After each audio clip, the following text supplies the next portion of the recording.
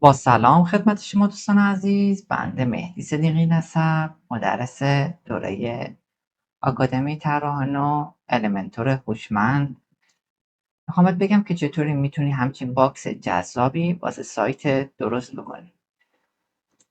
وارد سایتی میشیم که کدها رو داخلش قرار داده و آدرس این سایت داخل آکادمی طراحان .com میذارم و از این قسمت وارد بخشی که این کدها قرار دارم میشیم و کدی که میخوایم رو انتخاب. حالا من اینو خواستم و دریافت کد رو انتخاب میکنیم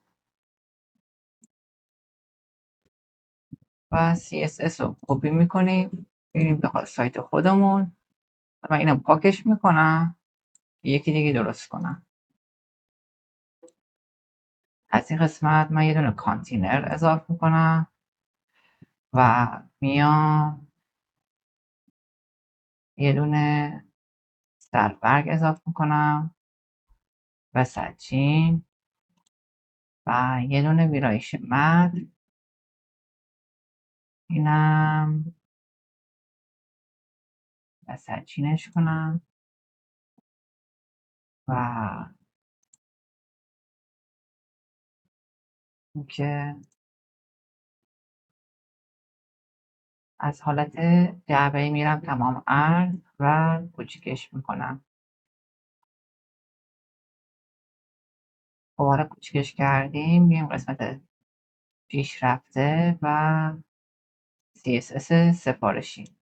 کدی که کپی کردیم و اینجا پیست میکنیم و کلاس رو کپی میکنیم، میایم تحت بندی و کلاس های CSS کد خودمون که کلاسش رو کپی کردیم اینجا وارد میکنیم و میایم اینجا رنگ متنمون رو عوض میکنیم، مثلا میذاریم سفید.